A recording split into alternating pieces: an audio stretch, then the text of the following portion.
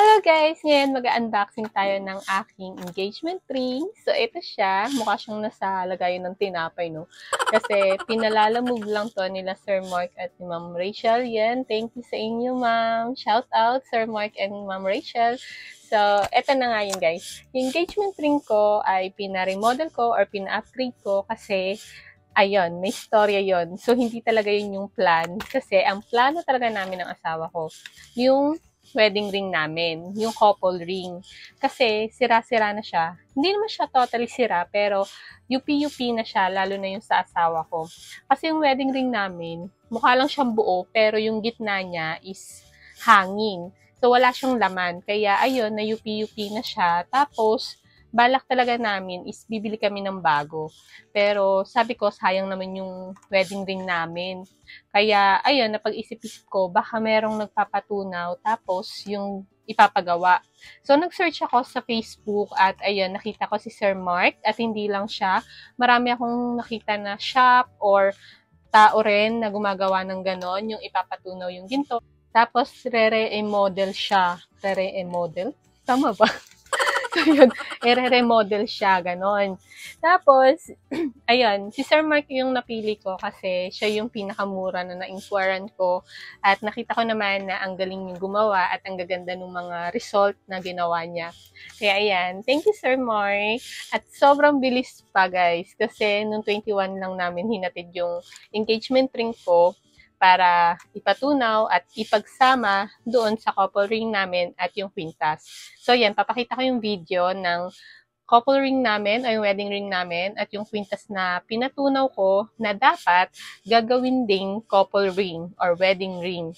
Kaso, yun nga, ang nangyari is kulang siya sa grams. Kasi yung total na naging grams nung dalawang singsing at nung isang kwintas ay hindi sapat para sa dalawang singsing.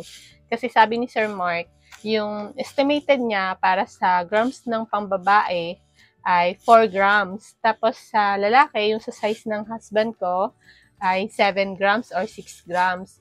Ngayon, yung pinagsama-sama yung singsing at yung kwintas namin, umabot lang siya ng 3 grams. So, sobrang liit. So, kailangan pa niyang dagdagan yun ng gold.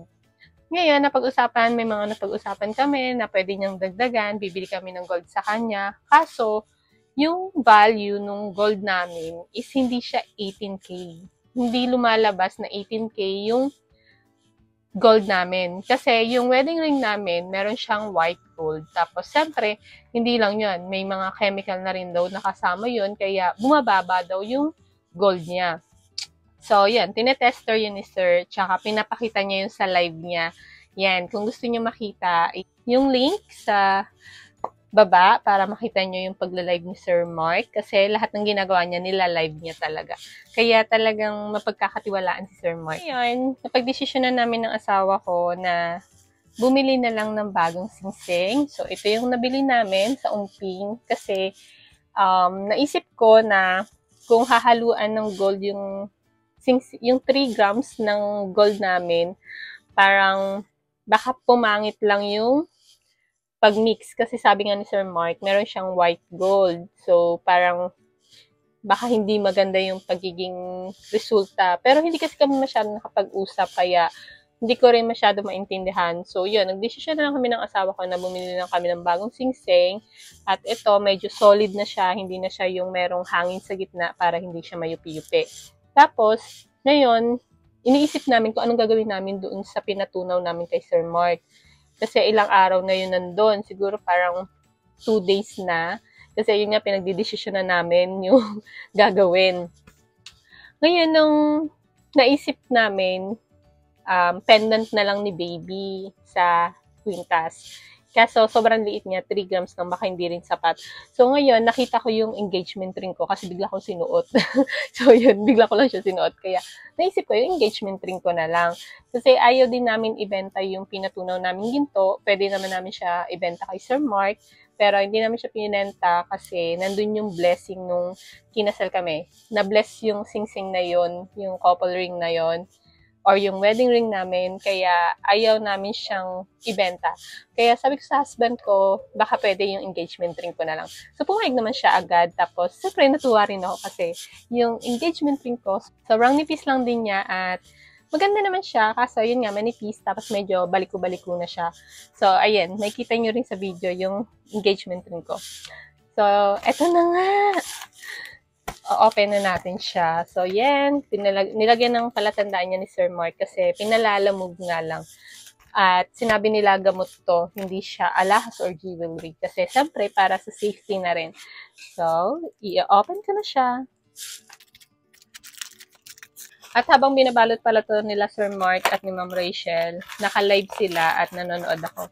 Talagang nila-live nila lahat ng ginagawa nila. Kaya talagang hindi kayo maloloko or yung mga ganon, hindi mababawasan yung gold nyo. At tapos yung gold ko rin pala guys, meron pang natira yung sa gold namin.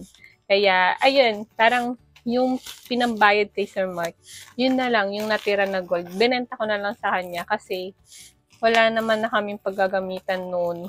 At yung quality nga niya is 14K lang. Hindi, standard naman daw siya ng 14K. So, hindi ko alam kung masasangla to. Pero, ipapacheck ko to para kung may isasangla pa rin ba siya or hindi. Pero wala lang. Gusto ko lang ipacheck. Hindi ko naman siya isasangla. So, yan. Sobrang balot na balot talaga. Naka-live to habang binabalot nila, sir. Ang hirap na i-open. Meron pa siya isang balot. Yun, mahirap nga lang siyang i-open, pero at least safe. At alam nyo ba anong oras na? Oh, 9:58 PM na guys. Alam nyo, inaantok na ako kanina kasi naglinis ako ng bahay. Kaya pagod. Pero sobrang excited ko. Pinalalamove ko na siya. Kasi, nung nalaman kong tapos na siya, ayun, sabi ni Sir Mark, pwede na daw ipalalamove. Kaya pinalalamove na namin kahit gabi na. At excited na talaga ako makita. Ito na siya. Yan. So, tingnan na natin. Wow. As in, wow. Hindi yung ganda. Kita nyo? Ang ganda. Wow. Para siyang speechless. Basta ang ganda niya, oh. Open na natin. Oh, di ba? Ang ganda niya, oh. Kapal. Oh. Pak. Ang kapal niya, guys. Sobrang ganda.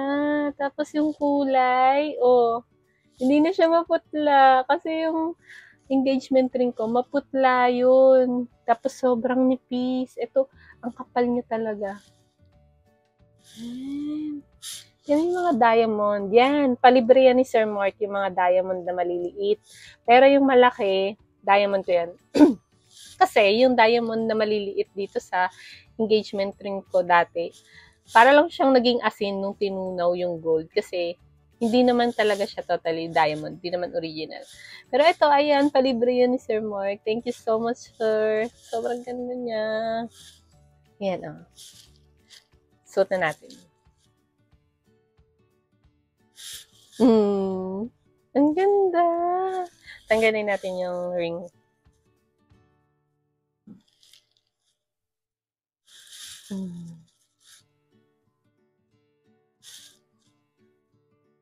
Ang ganda niya, guys. Sobra. Kasi ang kapal niya, oh. Talaga may kita mo ang ganda.